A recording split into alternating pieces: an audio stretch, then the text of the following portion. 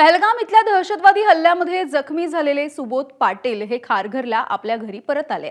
त्यांच्या मानेला गोळी लागून गेली होती। त्यांच्यावरती मिलिटरी हॉस्पिटलमध्ये उपचार सुरू होते। या घटनेची संपूर्ण आपबीती त्यांनी एबीपी माझाला सांगितली आहे। कोण कोण हिंदू आहेत असं विचारून त्यांनी आम्हाला बाजूला केलं असं सुबोध पाटील म्हणाले। यासोबतच भारतीय लष्कर, अमित शहा, एकनाथ शिंदेंची मदत झाली असंही पाटील यांनी सांगितलंय। आपल्याबरोबर सुबोध पाटील आहेत। त्यांचा अनुभव काय होता, त्या दिवशी नेमकं काय घडलं होतं, अनेक गोष्टी त्यानंतर बाहेर आलेल्या आहेत। आपण त्यांच्याच तोंडून ऐकणार आहोत त्यांचा या संपूर्ण घटनेचा अनुभव आणि त्यांना ते जे जखमी झाले होते तो प्रसंग काय होता ते आपण त्यांच्याकडून जाणून घेणार आहोत। तर तुमची जी पर्यटन तुमची कंपनी होती, टूर मॅनेजमेंट कंपनी होती निसर्ग पर्यटन, त्यातून हे नवी मुंबईतले काही लोक गेले होते, तुम्ही देखील त्यामध्ये होता, तुमच्या पत्नी देखील होतात। प्रवास कसा झाला? पहलगामच्या दिवशी, ज्या दिवशी हा हल्ला झाला त्या दिवशी तुम्ही कुठे होतात आणि नेमकं त्या दिवशी काय झालं? आम्ही जेव्हा तिथनं निघालो, म्हणजे पहिलं गेला आम्ही 12:30 पावणे वाजता पोहोचलो तिथे।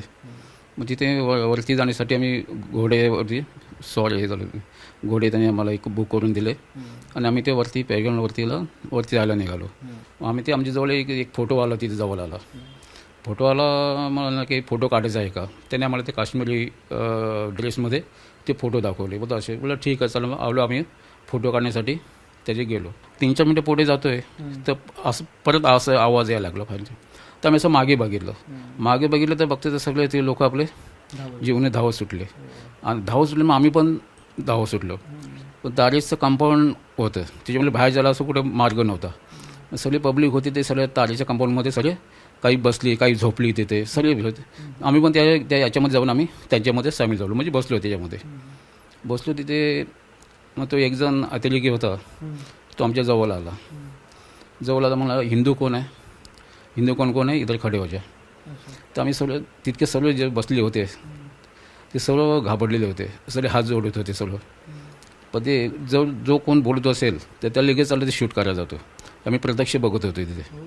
तर आम्ही सगळं घाबरलेच होतो। दुसरं पर्यायच नव्हतं आमच्याकडे की एक सद्गुरू कृपा म्हणून वाचलो। त्यांनी सर्वांना शूट केलं माझ्यातलं।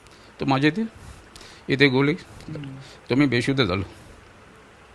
एक केवळ समर्थ कृपा म्हणून वाचलो। मी अशी इथे बसलेली, ते साईडला होते, ते गोळी मारली आणि तो पळून गेला तिकडे, गोळी टाकून पळून गेला। बहुतेक लोकांना मारत, तो गोळी मारत मारत मारत त्या लोकांना तसं गेल्यानंतर मी थांबलो। आता यांना गोळी लागली तर हे बेशुद्ध पडले ना। मी घाबरले, आता काय करायचं, इथे लढायचं का काय करायचं? मग मी तशीच उठले आणि मग आता बरं इथे घोडेवाले आहेत का बघू दे। मग तिथं घोडेवाले बघायला गेलो। मदतीसाठी तुम्ही गेला? हां, घोडेवाले बघायला गेलो तिथं। तर घोडे नव्हते पण घोडेवाले होते तिथं। मग मी बोललो घोड़ेवाले बरे इकडे आओ, बरं जरा पति को बरं गोली लगा है, जल्दी लगे, जब उठाओ। तो आंटी बोलते तुम नीचे चलो, मैं अंकल को लेके आता है। लेते आहे तर मग मी बोललो चलले का। त्यांनी दोघाही मला खाली नेली तिकडे। नंतर मला बोलतं घोड्यावर बसायला ताकदच नाही, मी गळून पडलो ना इकडे। मला आता काय करणार? मग पुन्हा बोलतं मी अंकल को लेके आता है, तुम नीचे चलो। ते आम्हाला घोडेवाले घेऊन गेलते ना, तेच होते वाटते। नंतर मग ते आम्ही खाली गेलो। मग त्यांनी मला दोघाही पकडली, घोड्यावर ठेवली। नंतर मग तिकडनं नेली तिकडे आणि पोलीस चौकी आहे वाटतं का, तिथे ॲम्ब्युलन्स आल्या होत्या। मग त्या ॲम्ब्युलन्समधनं आम्हाला हॉस्पिटलमध्ये थांबा बोलते तुम्ही, आम्ही अंकलला घेऊन येतो। मग थोड्या टायमाने यांना आतमध्ये नेले, ते दिसले नाही आम्हाला। नंतर मग बाहेर काढले तेव्हा यांचा मी जॅकेट ओळखला ना। जॅकेट ओळखल्यावर मग मी बोलले थांबा बरं आमचा माणूस। मग त्या मॅडम आम्ही ओळखली त्यांना। मग तसे मी जरा बोलत होते। मी बोल तुम्ही बरे आहेत ना? तर बरे आहेत। मग ते लगेच त्याच ॲम्ब्युलन्समध्ये हेलिकॉप्टरचे तिथं आहे, तिथं मग तिथे नेले। म्हणजे हा संपूर्ण हल्ल्याचा वेळ किती? 5 मिनिटात झालं, 10 मिनिटात, अर्धा असं पूर्ण? आम्ही 5 मिनिटात झालं फक्त। आम्ही जेव्हा एंट्री केली आणि लगेच 5 मिनिटात झालं हल्ला। दिसले त्यावेळी तुमच्या सोबतच होते? हो, नाही आम्ही एंट्री आम्ही बरोबरच केली। पण ती रोपियोच्या मार्गाने गेलो, आम्ही फोटो काढण्याच्या मार्गे गेलो तिथं। ते काय म्हणत होते, कलमा पडायला सांगत होते सगळ्यांना वगैरे? काय सांगतो आम्हाला ते आलं का, जो एक दोघं जण होते ते, पण जो आमच्याकडे आला तो काय सांगतो, फक्त आम्हाला सांगत होता हिंदू कोण आहे इधर राजा खडे हो जा, हिंदू कोण आहे खडे हो जा, बस इथं सांगत होतं। पण आम्ही घाबरलो होतो, आम्ही कोण काय बोलतच नव्हतं।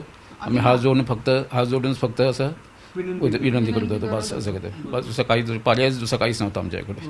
काय वाटतंय या संपूर्ण हल्ल्याचे जे दोषी आहेत अजून सापडले नाही आहेत, अजून ते 4 लोक अजूनही जंगलामध्ये आहेत, काय भारत सरकारने काय पाऊल उचललं पाहिजे, काय वाटतं?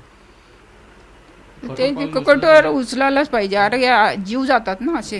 हो, कठोर पावले उचललंच पाहिजेत आणि सरकार उचलेल त्याची काही शंका नाही आहे. म्हणजे ते आणि सरकार आणि मिलिटरी आणि आर्मी हे तत्पर आहेत, तर ते काहीच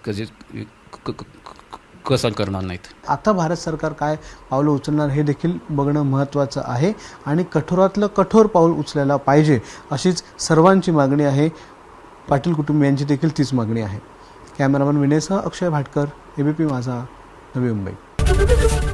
एबीपी माझा, उघडा डोळे बघा नीट.